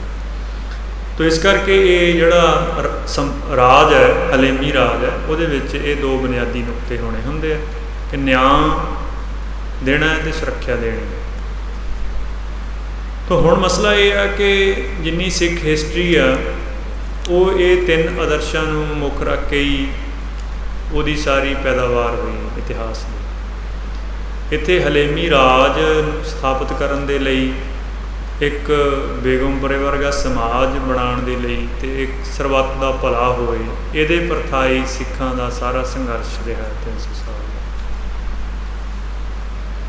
ਅਤੇ ਇਹ ਤਿੰਨੇ ਚੀਜ਼ਾਂ ਦਾ ਹਲੇਮੀ ਰਾਜ ਦਾ ਜਿਹੜਾ ਗੁਰਮਤਿ ਦੇ ਵਿੱਚ, ਸਿੱਖ ਰਵਾਇਤ ਦੇ ਵਿੱਚ ਆਧਾਰ ਮਹਾਰਾਜ ਨੇ ਦਿੱਤਾ ਹੈ ਕਿ ਇਹ ਕਿੱਦਾਂ ਖੜ੍ਹਨੇ ਨੇ। ਸਾਰੇ ਕਾਸੇ ਦਾ ਆਧਾਰ ਦਿੱਤਾ ਖਾਲਸਾ ਜੀ ਦਾ ਬੋਲਬਾਲਾ। ਜੇ ਖਾਲਸਾ ਜੀ ਦਾ ਬੋਲਬਾਲਾ ਨਹੀਂ ਹੋਏਗਾ ਤਾਂ ਰਾਜ ਹਲੇਮੀ ਨਹੀਂ ਹੋ ਸਕਦਾ। ਜਿਹੜਾ ਅਕਾਲ ਦਾ ਤਖਤ ਹੈ, ਅੱਜ ਮੀਰੀ ਪੀਰੀ ਦਿਵਸ ਹੈ, ਅਕਾਲ ਤਖਤ ਸਾਹਿਬ ਨਾਲ ਸੰਬੰਧਿਤ ਹੈ, ਤਾਂ ਅਕਾਲ ਦਾ ਤਖਤ ਹੈ ਜਿਹੜਾ, ਉਹ ਮਹਾਰਾਜ ਨੇ ਇਸੇ ਪ੍ਰਥਾਏ ਸਾਜਿਆ ਕਿ ਅਕਾਲ ਦੇ ਤਖਤ ਨੇ ਇਹ ਇਨਸ਼ੋਰ ਕਰਨਾ ਹੈ ਕਿ ਜਿੱਥੇ ਤੱਕ ਉਹਦੀ ਸਮਰੱਥਾ ਸਾਰੀ ਦੁਨੀਆ ਤੱਕ, ਕਿ ਹਰ ਜਗ੍ਹਾ ਰਾਜ ਹਲੇਮੀ ਹੋਏ। ਰਾਜ ਦੀਆਂ ਸਰਹੱਦਾਂ, ਰਾਜ ਦੇ ਤਰੀਕੇ, ਰਾਜ ਕਰਨ ਦੇ ਸ਼ਾਸਕ, ਉਹਨਾਂ ਦੇ ਵਿੱਚ ਬਹੁਤ ਵੱਖਰੀ ਵੱਖਰੀ ਤਰ੍ਹਾਂ ਦੀ ਭਿੰਨਤਾ ਹੋਊਗੀ, ਕਿਉਂਕਿ ਸਾਰੀਆਂ ਸਭਿਆਤਾਵਾਂ ਦੇ ਆਪੋ ਆਪਣੇ ਤਰੀਕੇ ਨੇ, ਵੱਖਰੀਆਂ ਵੱਖਰੀਆਂ ਤਰ੍ਹਾਂ ਦੀਆਂ ਸਰਹੱਦਾਂ ਹੋਣਗੀਆਂ, ਉਹਦੇ 'ਚ ਨਹੀਂ ਕੋਈ ਦਿੱਕਤ। ਬਟ ਬੁਨਿਆਦੀ ਨੁਕਤਾ ਇਹ ਹੈ ਕਿ ਰਾਜ ਹਲੀਮੀ ਹੋਣਾ ਚਾਹੀਦਾ। ਤਾਂ ਇਹ ਇਨਸ਼ੋਰ ਕਰਨਾ ਗੁਰੂ ਖਾਲਸਾ ਪੰਥ ਦੀ ਜ਼ਿੰਮੇਵਾਰੀ ਪਾਤਸ਼ਾਹ ਨੇ। ਤਾਂ ਅਕਾਲ ਤਖਤ ਦਾ ਜਿਹੜਾ ਰੋਲ ਰਿਹਾ, ਭੂਮਿਕਾ ਰਹੀ ਆ, ਉਹ ਇਹ ਆਦਰਸ਼ਾਂ ਨੂੰ ਸਹੀ ਰੂਪ ਦੇ ਵਿੱਚ ਲਾਗੂ ਕਰਨ ਵਾਲੇ ਜਿਹੜੇ ਬੰਦੇ ਨੇ ਉਹਨਾਂ ਦੇ ਕੁੰਡੇ ਦੀ ਰਹੀ। ਤਾਂ ਇਹ ਤਿੰਨੇ ਚੀਜ਼ਾਂ ਦਾ ਜਿਹੜਾ ਆਧਾਰ ਹੈ ਉਹ ਖਾਲਸਾ ਜੀ ਦਾ ਬੋਲਬਾਲਾ, ਜਿਹਦੀ ਆਪਾਂ ਰੋਜ਼ ਅਰਦਾਸ ਕਰਦੇ ਹਾਂ 2 ਵਕਤ ਆਪਾਂ ਅਰਦਾਸ ਕਰਦੇ ਹਾਂ। ਇਹ ਸਿੱਖਾਂ ਦੀ ਸਭ ਤੋਂ ਬੁਨਿਆਦੀ ਇੱਕ ਮਹਾਰਾਜ ਦੇ ਅੱਗੇ ਕਲੈਕਟਿਵ ਅਰਦਾਸ ਹੈ ਕਿ ਖਾਲਸਾ ਜੀ ਦਾ ਬੋਲਬਾਲਾ, ਖਾਲਸਾ ਜੀ ਦਾ ਬੋਲਬਾਲਾ ਪਹਿਲਾਂ ਸਥਾਪਿਤ ਹੁੰਦਾ, ਬਾਕੀ ਰਾਜ ਅਤੇ ਸਮਾਜ ਅਤੇ ਸਰਬੱਤ ਦਾ ਭਲਾ ਵਿਆਪਕ ਰੂਪ 'ਚ ਉਦੋਂ ਬਾਅਦ ਵਾਲੀਆਂ ਗੱਲਾਂ ਨੇ ਜਿਹੜੀਆਂ ਇਹਦੇ ਉੱਤੇ ਖੜ੍ਹਦੀਆਂ। ਇਹ ਚਾਰਾਂ ਦੇ ਸੰਬੰਧ 'ਚ ਮੇਰੀ ਇੰਨੀ ਬੇਨਤੀ ਹੈ। ਹੁਣ ਤੁਹਾਡੇ ਜੇ ਕੋਈ ਸਵਾਲ ਹੈ ਇਹਦੇ ਸੰਬੰਧ ਦੇ ਵਿੱਚ ਤਾਂ ਮੈਂ ਉੱਤਰ ਦੇ ਦਿਆਂ।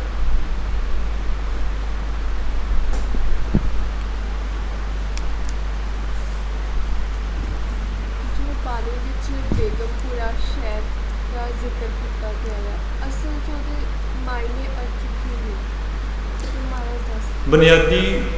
ਬੁਨਿਆਦੀ ਉਹਦਾ ਇੱਕ ਨੁਕਾਤੀ ਤਾਂ ਇਹੀ ਆ ਕਿ ਆਪਾਂ ਆਦਰਸ਼, ਭਗਤ ਰਵਿਦਾਸ ਜੀ ਇੱਕ ਆਦਰਸ਼ ਸਮਾਜ ਦੀ, ਇੱਕ ਅਨਰਥ ਹੈਬੀਟੈਂਟ ਦੀ ਇੱਕ ਉਹਦੇ ਵਿੱਚ ਕਲਪਨਾ ਕਰਦੇ ਹੋ।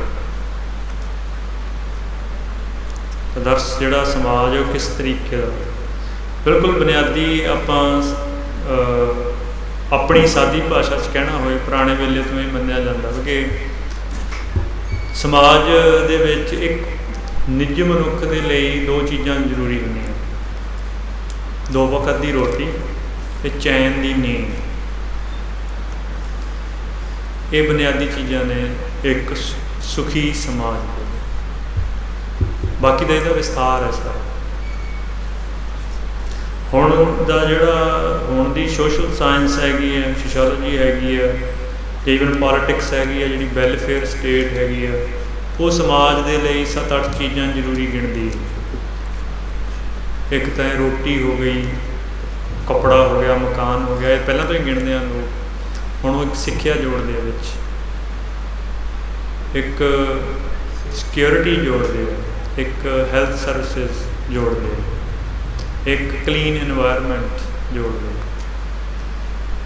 ਇੱਕ ਉਸ ਤੋਂ ਪਹਿਲਾਂ ਵੀ ਇੱਥੇ ਆਪਣੇ ਪੰਜਾਬ ਦੇ ਵਿੱਚ ਮਾਨਤਾ ਰਹੀ ਹੈ, ਜਿਹੜੀ ਹੋਣ ਵਾਲੇ ਵੀ ਜੋੜਦੇ ਆ, ਇਹ ਕਿਤੇ ਵੀ ਜਗ੍ਹਾ ਕੋਈ ਪਿੰਡ ਬਣਨਾ ਹੋਏ, ਮਤਲਬ ਕਿਤੇ ਕੋਈ ਵਸੋਂ ਨੇ ਰਹਿਣਾ ਹੋਏ ਪੱਕੇ ਟਾਈਮ, ਉੱਥੇ 2 ਚੀਜ਼ਾਂ ਜ਼ਰੂਰੀ ਹੁੰਦੀਆਂ, ਪਾਣੀ ਅਤੇ ਅੱਗ।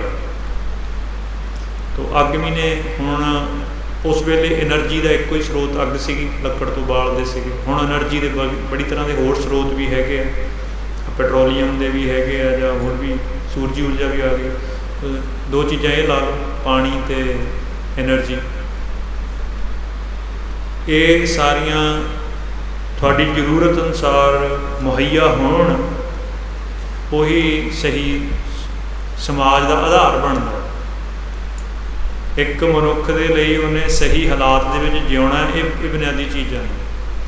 ਉਹਦੇ 'ਚੋਂ ਗਾਹਾਂ ਉਹ ਕਿਸ ਤਰ੍ਹਾਂ ਦੀ ਘਾਲ ਕਮਾਈ ਕਰਦਾ, ਉਹ ਉਦੋਂ ਅਗਲਾ ਮਸਲਾ।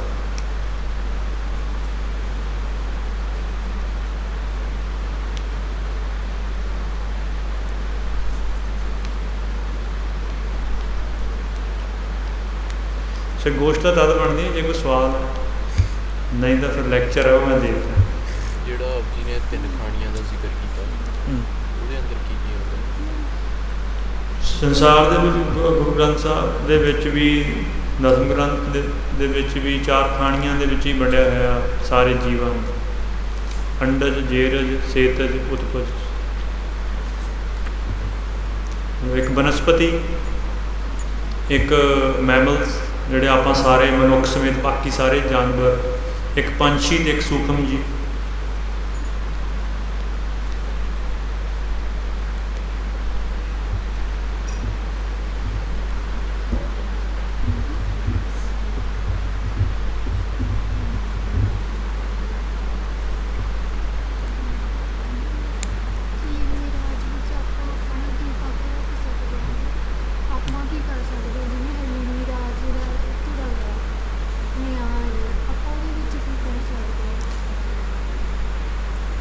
ਨਿਆਂ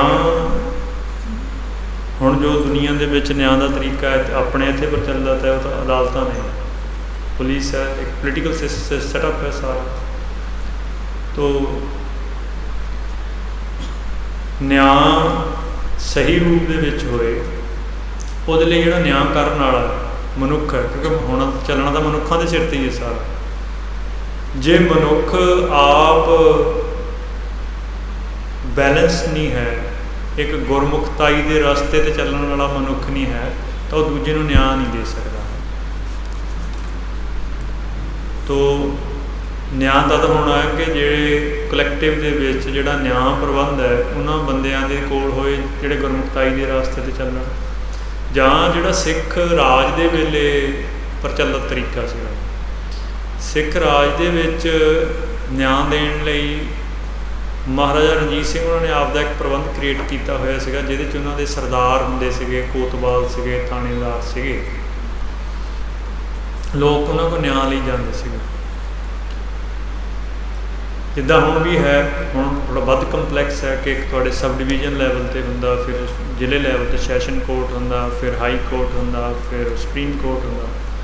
ਉਦੋਂ ਇੰਨਾ ਕੰਪਲੈਕਸ ਨਹੀਂ ਸੀਗਾ, ਬਟ ਇੱਕ ਥੱਲੇ ਸਰਦਾਰ ਹੁੰਦੇ ਸੀਗੇ, ਸਰਦਾਰ ਨਹੀਂ ਠੀਕ ਕਰਨ ਤਾਂ ਮਹਾਰਾਜੇ ਕੋਲ ਜਾ ਸਕਦੇ ਸੀ। ਉੱਥੇ ਇੱਕ ਵੱਖਰਾ ਇੱਕ ਸਿਸਟਮ ਹੋਰ ਸੀਗਾ, ਉਹ ਇਹ ਸੀਗਾ ਕਿ ਜੇ ਸਰਦਾਰ ਨਿਆਂ ਨਹੀਂ ਕਰਨ ਜਾਂ ਊਣਤਾ ਹੀ ਰਹਿ ਜਾਏ ਤਾਂ ਤੁਸੀਂ ਅਕਾਲੀਆਂ ਕੋਲ ਸ਼ਿਕਾਇਤ ਕਰ ਸਕਦੇ ਸੀ।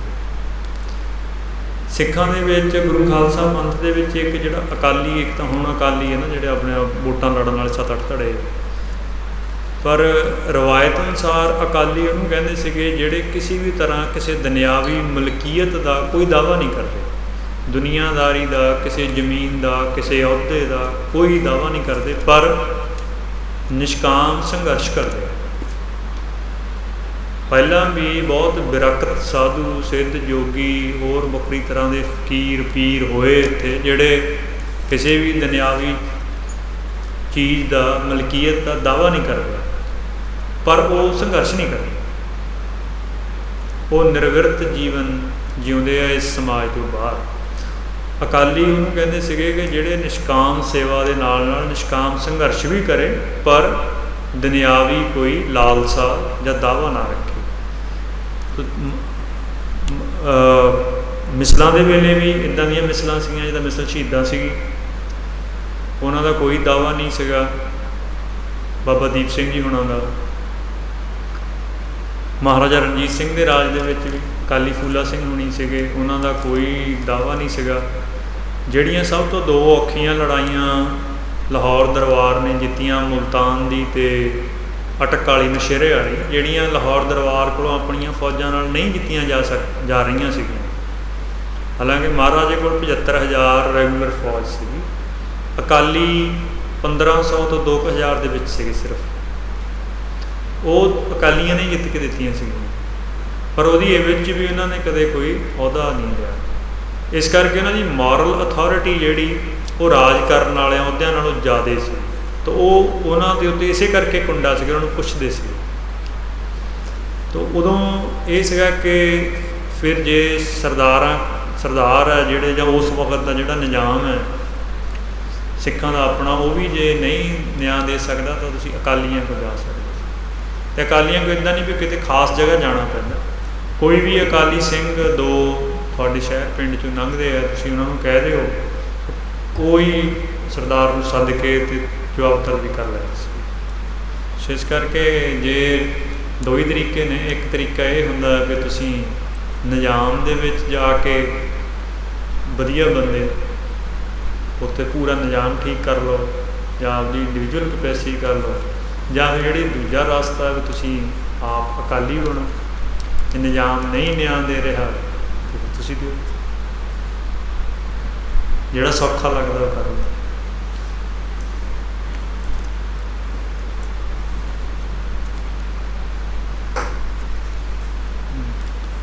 ਸਵਾਲ ਪੁੱਛਣ ਤਾਂ ਨਹੀਂ ਚਾਹੀਦਾ ਹੁੰਦਾ, ਜੋ ਵੀ ਹੈ ਪੁੱਛ ਲਓ। ਆਪਣੇ ਨਾਮ ਵਿੱਚ ਅਕਾਲੀ ਸ਼ਾਮਿਲ ਜਾ ਸਕਦਾ? ਨਹੀਂ ਲਾ ਸਕਦਾ, ਅਕਾਲੀ ਸਿੱਧ ਕਰਨਾ ਪੈਂਦਾ ਅਕਾਲੀ ਹੋਣ। ਅਕਾਲੀ ਹੋਣ, ਅਕਾਲੀ ਉਹ ਹੁੰਦਾ ਜਿਹੜਾ ਸੁਰਤ ਕਰਕੇ ਆਜ਼ਾਦ ਆ, ਸੁੱਤ ਕਰਕੇ ਆਜ਼ਾਦ ਹੈ। ਅਤੇ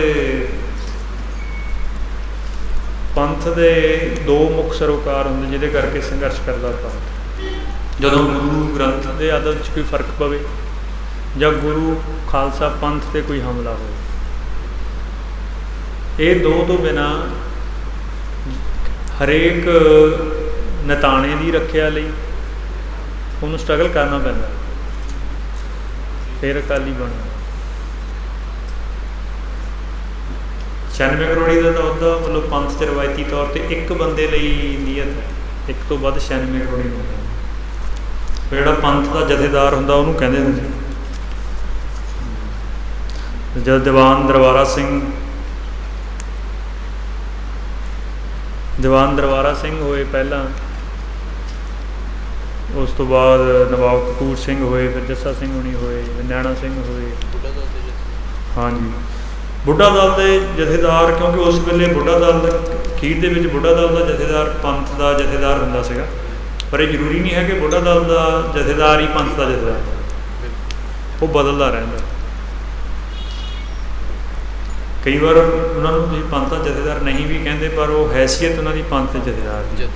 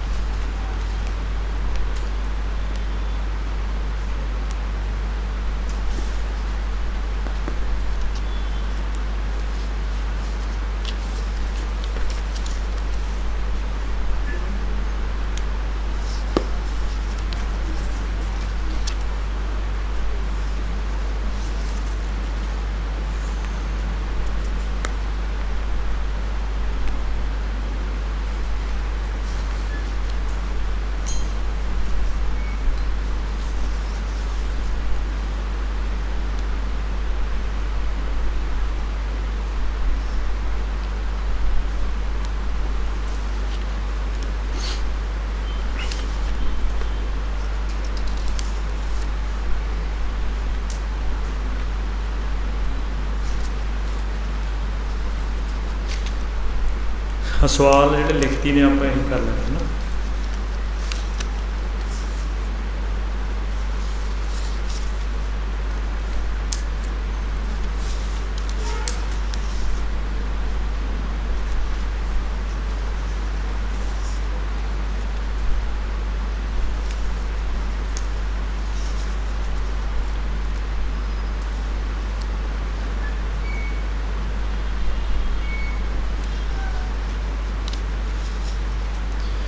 ਦੋ ਸਵਾਲ ਨੇ। ਇੱਕ ਹੈਗਾ ਵੀ ਜਿਹੜੀ ਪਦਾਰਥਵਾਦੀ ਸੋਚ ਹੈ ਜਿਹੜੀ ਸਾਡੇ ਅੰਦਰ ਚਲੀ ਗਈ, ਇਹਨੇ ਸਾਡੀ ਰਹਿਣੀ ਵਿੱਚ ਆ ਗਈ ਹੈ, ਇਸ ਤੋਂ ਕਿਵੇਂ ਦੂਰੀ ਬਣੇ। ਦੂਜਾ ਹੈਗਾ ਅਜੋਕੇ ਐਜੂਕੇਸ਼ਨ ਸਿਸਟਮ ਵਿੱਚ ਕਿਵੇਂ ਆਪਣੀ ਹੋਂਦ ਹੱਕਾਂ ਪ੍ਰਤੀ ਲੜੀਏ ਅਤੇ ਨਿਆਂ ਪ੍ਰਾਪਤ ਕਰੀਏ। ਦੇਖੋ, ਜਿਹੜਾ ਪਦਾਰਥਵਾਦੀ ਸੋਚਦਾ ਹੈ ਕੋਈ ਨਵੀਂ ਨਹੀਂ ਸੋਚ ਹੈ, ਇਹ ਨਹੀਂ ਹੈ ਵੀ ਇਹ ਹੁਣੇ ਹੋਈ ਹੈ। ਤੋ ਜਿਹੜਾ ਜਿਸ ਇੱਕ ਬੁਨਿਆਦੀ ਚੀਜ਼ ਕਰਕੇ ਮਨੁੱਖ ਦਾ ਜਨਮ ਹੁੰਦਾ, ਹਉਂ ਅਤੇ ਵਿਕਾਰਾਂ ਕਰਕੇ, ਤੋ ਉਹ ਵਿਕਾਰ ਅਤੇ ਹਉਂ ਹੀ ਆ ਜਿਹਦੇ 'ਤੇ ਪਦਾਰਥਵਾਦੀ ਸੋਚ ਪਲਦੀ। ਉਹ ਵੱਖਰੀ ਗੱਲ ਹੈ ਕਿ ਹੁਣ ਜਿਹੜੀਆਂ ਚੀਜ਼ਾਂ ਪਦਾਰਥਵਾਦੀ ਸੋਚ ਨਾਲ ਸੰਬੰਧਿਤ ਸੀਗੀਆਂ ਉਹਨਾਂ ਨੂੰ ਅੱਜ ਤੋਂ 100 ਸਾਲ ਪਹਿਲਾਂ ਤੱਕ ਮਾਨਤਾ ਨਹੀਂ ਪ੍ਰਾਪਤ ਸੀਗੀ। ਹੁਣ ਪਦਾਰਥਵਾਦ ਦੇ ਵਿੱਚ ਤੁਸੀਂ ਗ੍ਰਸਤ ਹੋ ਤਾਂ ਤੁਸੀਂ ਜ਼ਿਆਦਾ ਵਧੀਆ ਬੰਦੇ ਗਿਣੇ ਜਾਂਦੇ, ਮਾਨਤਾ ਹੋ ਗਈ ਉਹਨਾਂ ਚੀਜ਼ਾਂ ਨੂੰ, ਬਸ ਫਰਕ ਇੰਨਾ ਹੀ ਪਿਆ। ਸੋਚ ਬੁਨਿਆਦੀ ਤੌਰ ਦੇ ਉੱਤੇ ਪਹਿਲਾਂ ਵੀ ਇਹ ਅਕਾਲ ਪੁਰਖ ਦੀ ਪੈਦਾ ਕੀਤੀ ਹੋਈ, ਬਟ ਹੁਣ ਉਹ ਪਦਾਰਥਵਾਦੀ ਸੋਚ ਰੱਖਣ ਨੂੰ ਮਾਨਤਾ ਮਿਲ ਗਈ ਹੈ ਵੈਸਟਰਨ ਵੇ ਆਫ ਲਾਈਫ ਕਰਕੇ। ਅਤੇ ਇਹਦਾ ਤਰੀਕਾ ਵੀ ਮਹਾਰਾਜ, ਕਿਉਂਕਿ ਇਹ ਸੋਚ ਉਦੋਂ ਵੀ ਸੀਗੀ ਅਤੇ ਮਹਾਰਾਜ ਉਦੋਂ ਹੀ ਦੱਸ ਕੇ ਗਏ ਸੀਗੇ। ਅਤੇ ਗੁਰੂ ਗ੍ਰੰਥ ਸਾਹਿਬ ਦੇ ਵਿੱਚ ਇਹਨੂੰ ਨਾਮਦਾਨ ਇਸ਼ਨਾਨ ਲਿਖਿਆ ਹੋਇਆ। ਭਾਈ ਵੀਰ ਸਿੰਘ ਜੀ ਜਾਣੀ ਇਹਨੂੰ ਕਿਰਤ ਕਰੋ, ਨਾਮ ਜਪੋ, ਵੰਡ ਛਕੋ ਲਿਖਿਆ ਹੋਇਆ। ਅਤੇ ਬਹੁਤ ਸੌਖੇ ਸ਼ਬਦਾਂ ਦੇ ਵਿੱਚ ਸੇਵਾ ਕਹਿ ਦਿੰਦੇ, ਸਿਮਰਨ ਕਹਿ ਦਿੰਦੇ ਅਤੇ ਅਰਦਾਸ ਕਹਿ ਦਿੰਦੇ। ਜਾਂ ਸਿੱਧਾਂ ਨੇ ਮਹਾਰਾਜ ਨੂੰ ਪੁੱਛਿਆ ਸੀਗਾ ਵੀ ਮਹਾਰਾਜ ਤੁਹਾਨੂੰ ਕਾਹਦੀ ਓਟ ਹੈ। ਮਹਾਰਾਜ ਕਹਿੰਦੇ ਗੁਰਸੰਗਤ ਅਤੇ ਬਾਣੀ।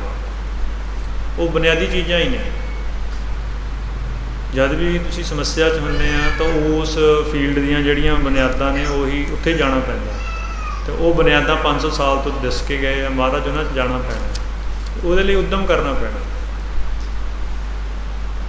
ਹੁਣ ਮੈਂ ਸਾਡੇ ਇੱਕ ਉਸਤਾਦ ਸੀਗੇ, ਉਹ ਕਹਿੰਦੇ ਵੀ ਜਦੋਂ ਅੱਜ ਸਿੱਖ ਕਹਿੰਦੇ ਸੀਗੇ ਵੀ ਤੁਸੀਂ ਕਿਰਤ ਕਰੋ, ਨਾਮ ਜਪੋ, ਵੰਡ ਛਕੋ, ਇਹ ਉਦੋਂ ਦੀਆਂ ਗੱਲਾਂ ਨੇ ਜਦੋਂ ਹਰੇਕ ਮਨੁੱਖ ਹੀ ਉੱਦਮੀ ਸੀਗਾ।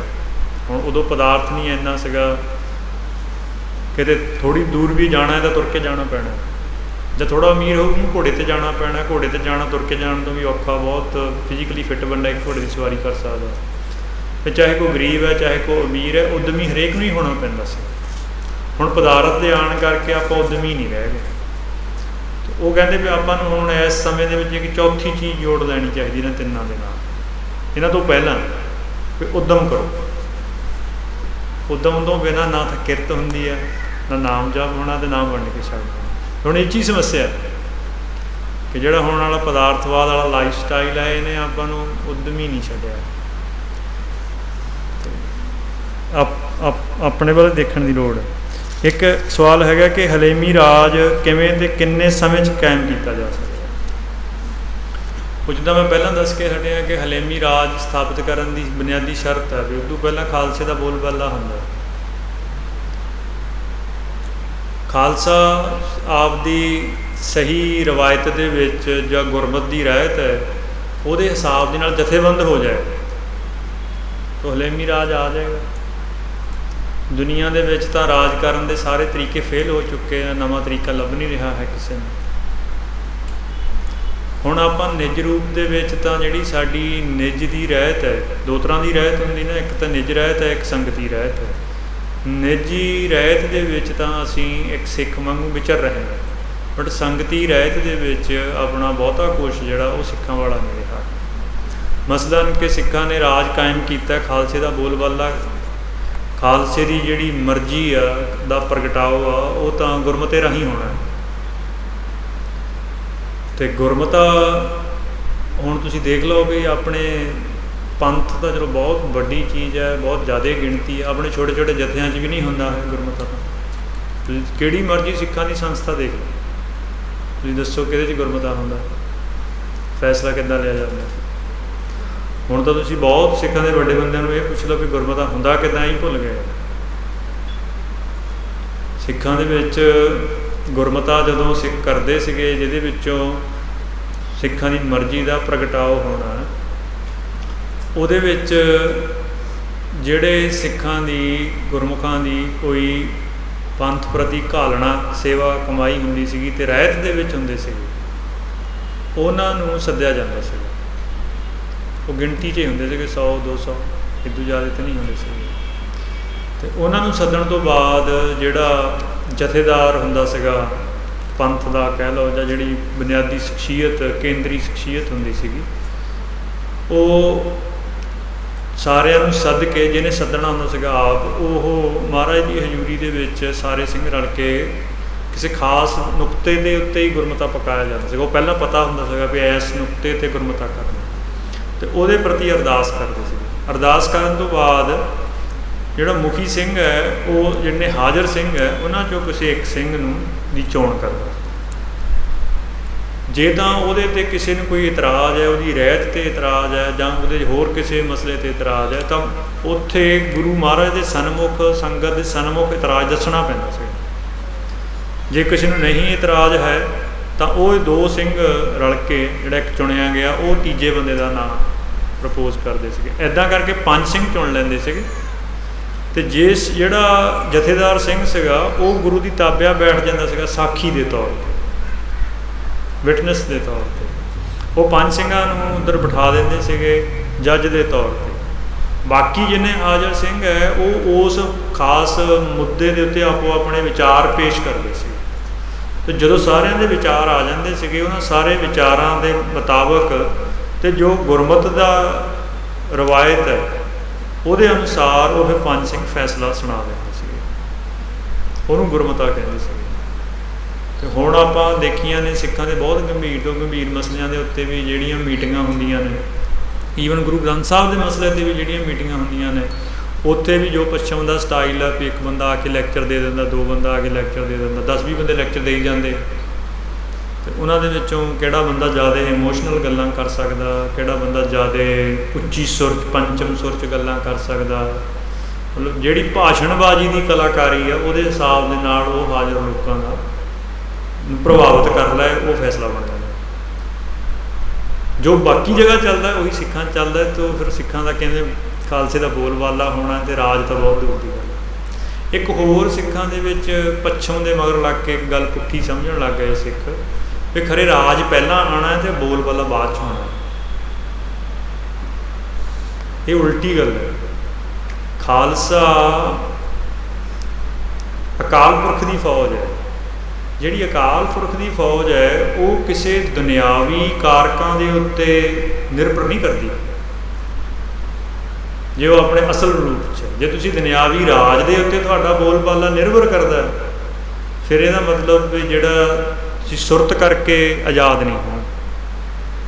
ਖਾਲਸੇ ਦਾ ਬੋਲਬਾਲਾ ਹੋਣ ਤੋਂ ਬਾਅਦ ਰਾਜ ਹਲੇਮੀ ਹੋਣਾ। ਮਤਲਬ ਤੁਸੀਂ ਸਿੱਖ ਹਿਸਟਰੀ ਦੇਖੋ ਕਿ 1753 ਦੇ ਵਿੱਚ ਸਿੱਖਾਂ ਨੇ ਰਾਖੀ ਪ੍ਰਬੰਧ ਸਥਾਪਿਤ ਕਰਨ ਦਾ ਗੁਰਮਤਾ ਕੀਤਾ। 1753 'ਚ ਸਿੱਖਾਂ ਨੇ ਆਪ ਦਾ ਬੋਲਬਾਲਾ ਪਹਿਲਾਂ ਸਥਾਪਿਤ ਕਰ ਲਿਆ। ਰਾਜ ਤਾਂ ਉਦੋਂ ਬਹੁਤ ਬਾਅਦ 'ਚ ਆਇਆ, 20 ਸਾਲ ਬਾਅਦ ਹੀ ਆਇਆ। ਜੇ ਰਾਜ ਦੇ ਆਧਾਰ ਦੇ ਉੱਤੇ ਸਿੱਖਾਂ ਦਾ ਬੋਲਬਾਲਾ ਹੋਣਾ ਹੋਵੇ ਤਾਂ ਉਹ ਟਿਕਾਊ ਨਹੀਂ ਚੀਜ਼ ਹੈ, ਉਹ ਤਾਂ ਦੁਨਿਆਵੀ ਚੀਜ਼ ਹੈ। ਦੁਨਿਆਵੀ ਚੀਜ਼ ਤਾਂ ਟੁੱਟ ਭੱਜ ਜਾਣੀ ਹੈ। ਇੱਦਾਂ ਹੀ ਕਈ ਵਾਰ ਹੁਣ ਆਪਾਂ ਕਹਿੰਦੇ ਸੁਣਦੇ ਹਾਂ ਵੀ ਸਿੱਖਾਂ ਦੀ ਖਰੇ ਪੰਥ ਦੀ ਹੋਂਦ ਨੂੰ ਖਤਰਾ। ਇਹ ਵੀ ਪੱਛਮ ਦੀ ਵਿੱਦਿਆ, ਪੱਛਮ ਦੇ ਨਜ਼ਰੀਏ ਦੀ ਉਪਜ ਹੈ। ਜੇ ਖਾਲਸਾ ਪਰਮਾਤਮਾ ਦੀ ਮੌਜ 'ਚ ਪ੍ਰਗਟ ਹੋਇਆ, ਜੇ ਖਾਲਸਾ ਅਕਾਲ ਪੁਰਖ ਦੀ ਫੌਜ ਹੈ, ਅਤੇ ਉਹਦੀ ਹੋਂਦ ਨੂੰ ਖਤਰਾ ਦੁਨਿਆਵੀ ਚੀਜ਼ਾਂ ਕਰਕੇ ਨਹੀਂ ਖਤਮ ਹੋ ਸਕਦਾ। ਦੁਨਿਆਵੀ ਹਾਲਾਤ ਖਾਲਸੇ ਨੇ ਕਿਸ ਹਾਲਾਤ 'ਚ ਰਹਿਣਾ, ਖੁਸ਼ਹਾਲ ਹਾਲਾਤਾਂ ਦੇ ਵਿੱਚ ਰਹਿਣਾ ਜਾਂ ਵਿਗੜੇ ਹਾਲਾਤਾਂ ਦੇ ਵਿੱਚ ਰਹਿਣਾ, ਦੁਨਿਆਵੀ ਕਾਰਕ ਤਾਂ ਇਹ ਤੈਅ ਕਰ ਸਕਦੇ। ਖਾਲਸੇ ਨੇ ਤਾਂ ਸੁਰਤ ਦੇ ਪੱਧਰ 'ਤੇ ਜਿਉਣਾ ਹੈ, ਅਤੇ ਸੁਰਤ ਦੇ ਪੱਧਰ 'ਤੇ ਜਿਉਣ ਦੇ ਲਈ ਦੁਨਿਆਵੀ ਚੀਜ਼ਾਂ ਅਸਰ ਨਹੀਂ ਕਰਨੀਆਂ। ਉਹਨਾਂ ਦੇ ਆਪਣੇ ਵੱਖਰੀ ਤਰ੍ਹਾਂ ਦੇ ਦੁਨਿਆਵੀ ਅਸਰ, ਹੋਂਦ 'ਤੇ ਨਹੀਂ ਉਹਦਾ ਅਸਰ ਹੋ ਸਕਦਾ। ਜਿੱਦਾਂ ਇਹ ਦੁਨਿਆਵੀ ਕਾਰਕਾਂ ਕਰਕੇ ਪੈਦਾ, ਜਿੱਦਾਂ ਬਾਕੀ ਬਹੁਤ ਸਾਰੇ ਸੱਭਿਆਚਾਰ, ਬਹੁਤ ਸਾਰੀਆਂ ਕੌਮਾਂ ਬਣਦੀਆਂ ਨੇ, ਮਿਟਦੀਆਂ ਨੇ, ਉਹਨਾਂ ਦੀਆਂ ਬੋਲੀਆਂ ਬਦਲ ਜਾਂਦੀਆਂ ਨੇ, ਉਹਨਾਂ ਦੇ ਸੱਭਿਆਚਾਰ ਬਦਲ ਜਾਂਦੇ ਆ, ਉਹਨਾਂ ਦੇ ਬਹੁਤ ਕੁਛ ਬਦਲ ਜਾਂਦੇ, ਉਹ ਮਰ ਜਾਂਦੇ ਆ, ਜੰਮ ਜਾਂਦੇ, ਬਹੁਤ ਬੋਲੀਆਂ ਮਰ ਜਾਂਦੀਆਂ ਨੇ ਜਿਹਨਾਂ ਦੇ ਆਧਾਰ 'ਤੇ ਸੱਭਿਆਚਾਰ ਖੜ੍ਹੇ ਹੁੰਦੇ ਆ। ਬਟ ਉਹ ਵਿਕਸਿਤ ਹੋਈਆਂ ਹੁੰਦੀਆਂ ਨੇ ਚੀਜ਼ਾਂ ਹੌਲੀ ਹੌਲੀ ਐਵੋਲਿਊਸ਼ਨ 'ਚੋਂ। ਇਹ ਪ੍ਰਗਟ ਹੋਈ ਹੋਈ ਚੀਜ਼ ਹੈ। ਹਾਂ, ਅਕਾਲ ਪੁਰਖ ਦੀ ਰਜਾ ਹੋਏ ਤਾਂ ਉਹ ਵੱਖਰੀ ਗੱਲ। ਇਹ ਅਕਾਲ ਪੁਰਖ ਦੀ ਜੇ ਪ੍ਰਗਟ ਕੀਤੀ ਹੋਈ ਚੀਜ਼ ਮੰਨਦੇ ਅਸੀਂ ਇਹਨੂੰ, ਫਿਰ ਇਹਦਾ ਦੁਨਿਆਵੀ ਚੀਜ਼ਾਂ ਨਾਲ ਇਹਦੀ ਹੋਂਦ ਦਾ ਨਹੀਂ ਸੰਬੰਧ। ਇਹਨੇ ਕਿਸ ਹਾਲਾਤ 'ਚ ਰਹਿਣਾ ਉਹਦੇ ਨਾਲ ਜ਼ਰੂਰ ਸੰਬੰਧ ਹੈ, ਬਟ ਹੋਂਦ ਨਾਲ। ਕਿਉਂਕਿ ਆਪਾਂ ਪੱਛਮ ਦੇ ਵਿੱਚੋਂ ਬਹੁਤ ਪੜ੍ਹ ਗਏ ਹਾਂ, ਤਾਂ ਜਿੱਦਾਂ ਪੱਛਮ ਦੀਆਂ ਕੌਮਾਂ ਦੇ ਉੱਤੇ ਖਤਰੇ ਖੜ੍ਹੇ ਹੋ ਜਾਂਦੇ ਆ ਹੋਂਦ ਦੇ, ਉਹਨਾਂ ਦੇ ਮਗਰ ਲੱਗ ਕੇ ਖਰੇ ਅਸੀਂ ਵੀ ਤੇ ਸੋਚਣ ਲੱਗ ਜਾਂਦੇ ਕਿ ਸਾਡੀ ਹੋਂਦ 'ਤੇ ਖਤਰਾ ਖੜਾ ਹੋ ਜਾਂਦਾ।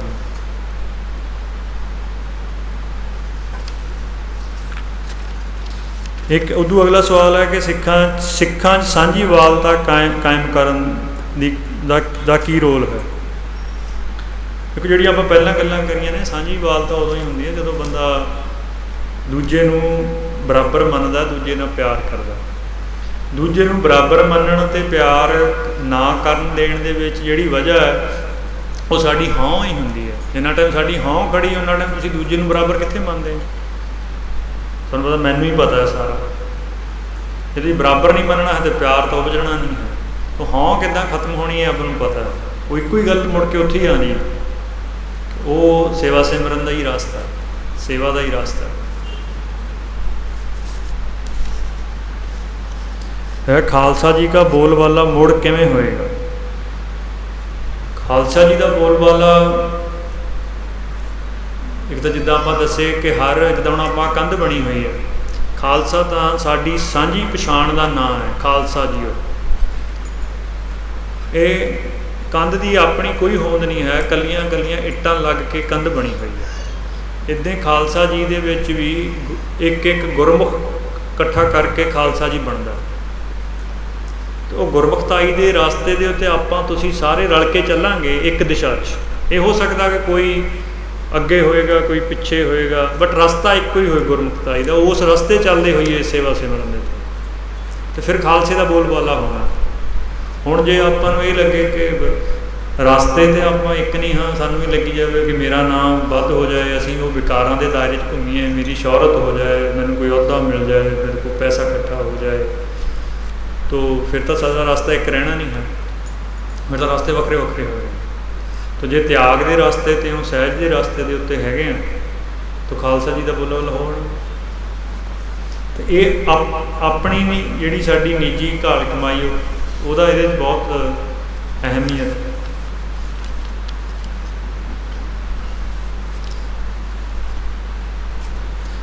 ਇਹ ਹੈ ਕਿ ਜਿਹੜੇ ਸਿੰਘ ਕਾਬਲ ਨੇ, ਨਾਮੀ ਨੇ, ਚੰਗੀਆਂ ਰੂਹਾਂ ਨੇ, ਪੰਥ ਉਹਨਾਂ ਦੇ ਹੱਥ 'ਚ ਕਿਉਂ ਨਹੀਂ ਹੈਗਾ?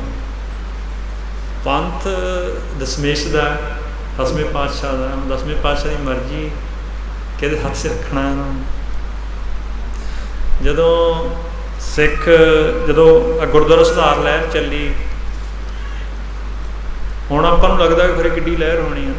ਜਦੋਂ ਤਰਨ ਤਾਰਨ ਸਾਹਿਬ ਗੁਰਦੁਆਰੇ ਨੂੰ ਜਥਾ ਚੱਲਿਆ, ਉੱਥੇ ਜਿਹੜੇ ਸੀਗੇ ਮਹੰਤ, ਉਹਨਾਂ ਨੂੰ ਤਰਨ ਤਾਰਨ ਸਾਹਿਬ ਦੇ ਗੁਰਦੁਆਰਾ ਪ੍ਰਬੰਧ ਬਹੁਤ ਹੀ ਮਾੜਾ ਸੀ। ਹੁਣ ਤੁਸੀਂ ਆਸ ਨਹੀਂ ਲਾ ਸਕਦੇ ਜਿੰਨਾ ਮਾੜਾ ਸੀ। ਅਤੇ ਉੱਥੇ ਮਹੰਤ ਨੇ ਇੱਕ ਬੀਬੀ ਆਪਣੇ 2 ਬੱਚਿਆਂ ਸਮੇਤ ਮੱਥਾ ਟੇਕਣ ਗਈ। ਬੇਟਾ ਉਹਦਾ ਛੋਟਾ ਸੀਗਾ, 10 ਸਾਲ ਦਾ, ਉਹ ਨਹੀਂ ਸਰੋਵਰ ਸਿੱਟ ਕੇ ਮਾਰ ਦਿੱਤਾ। ਅਤੇ ਉਹ ਮਾਤਾ ਅਤੇ ਜਿਹੜੀ ਉਹਦੀ ਬੇਟੀ ਸੀਗੀ, ਉਹ ਥੋੜ੍ਹੀ ਵੱਡੀ ਸੀਗੀ, ਉਹਨਾਂ ਨਾਲ ਕੁਕਰਮ ਕੀਤਾ। ਅਤੇ ਉਸ ਤੋਂ ਬਾਅਦ ਉਹ ਸਿੰਘ ਗਏ ਸੀਗੇ, ਤਦ ਵੀ 100 ਤੋਂ ਘੱਟ ਹੀ ਸਿੱਖ ਰਹਿ ਗਏ ਸੀਗੇ ਸਾਰੇ ਸਿੱਖਾਂ 'ਚ, ਐਡਾ ਕੁਛ ਹੋਣ ਦੇ ਬਾਵਜੂਦ ਵੀ। ਅਤੇ ਉਹ ਇੱਕ ਸਿੱਖ ਨੇ ਉਹਨਾਂ ਨੂੰ ਕਿਹਾ, ਜਦੋਂ ਉਹ ਅਕਾਲ ਤਖ਼ਤ ਸਾਹਿਬ ਤੋਂ ਅਰਦਾਸ ਕਰਕੇ ਚੱਲੇ, ਅਤੇ ਤੁਸੀਂ ਗਿਣਤੀ ਬਹੁਤ ਥੋੜ੍ਹੇ, ਤਾਂ ਉਹਨੇ ਕਹਿੰਦਾ ਪੰਥ ਦਸ਼ਮੇਸ਼ ਦਾ ਰਾਖਾ ਗੁਰੂ ਆਪ। ਅਤੇ ਹੁਣ 10ਵੇਂ ਪਾਤਸ਼ਾਹ ਦਾ ਪੰਥ ਹੈ, ਅਤੇ ਹੁਣ ਉਹਦੀ ਮਰਜ਼ੀ ਕਿਹਦੇ ਹੱਥ 'ਚ ਦੇਣਾ।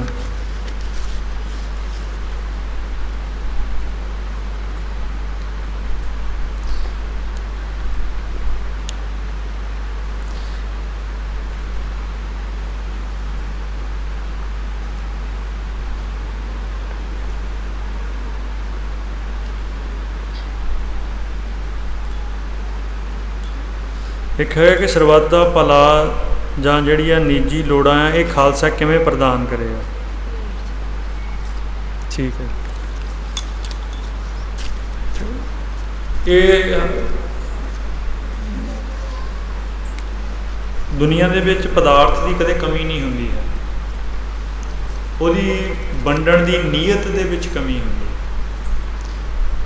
ਅੱਜ ਵੀ ਜਿੰਨਾ ਅਨਾਜ ਪੈਦਾ ਹੁੰਦਾ, ਜੇ ਉਹ ਸਾਰਾ ਅਨਾਜ ਸਹੀ ਜਗ੍ਹਾ ਜਾਏ ਤਾਂ ਭੁੱਖਮਰੀ ਨਹੀਂ ਹੁੰਦੀ। ਰੌਲਾ ਉਹਦੀ ਵੰਡ ਦਾ ਹੁੰਦਾ। ਕਿਸੇ ਕੋਲ ਲੋੜ ਤੋਂ ਬਹੁਤ ਜ਼ਿਆਦਾ ਹੁੰਦਾ ਅਤੇ ਉਹ ਵੱਧ ਖਾ ਕੇ ਹੀ ਮਰ ਜਾਂਦਾ। ਦੁਨੀਆ 'ਚ ਇੱਕ ਹਿੱਸਾ ਵੱਧ ਖਾ ਕੇ ਮਰ ਜਾਂਦਾ। ਤਾਂ ਜੇ ਖਾਲਸੇ ਕੋਲ ਪ੍ਰਬੰਧ ਹੈ ਤਾਂ ਖਾਲਸਾ ਇਹ ਇਨਸ਼ੋਰ ਕਰੇਗਾ ਕਿ ਉਹਦੀ ਵੰਡ ਹੈ ਜਿਹੜੀ ਉਹ ਸਹੀ ਹੋਏ।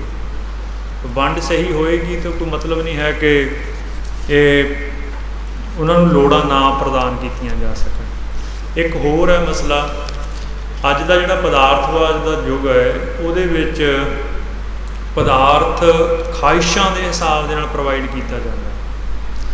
ਤੁਸੀਂ ਆਪਣੀਆਂ ਖਾਹਿਸ਼ਾਂ ਨੂੰ ਪੂਰੀ ਕਰੋ, ਮਹਿੰਗੇ ਤੋਂ ਮਹਿੰਗਾ ਫੋਨ ਰੱਖੋ, ਮਹਿੰਗੇ ਤੋਂ ਮਹਿੰਗੀ ਗੱਡੀ ਰੱਖੋ, ਇਹਨੂੰ ਉਤਸ਼ਾਹਿਤ ਕੀਤਾ ਜਾਂਦਾ। ਹੁਣ ਖਾਹਿਸ਼ਾਂ ਤਾਂ ਪੂਰੀਆਂ ਹੀ ਨਹੀਂ ਕੀਤੀਆਂ ਜਾ ਸਕਦੀਆਂ।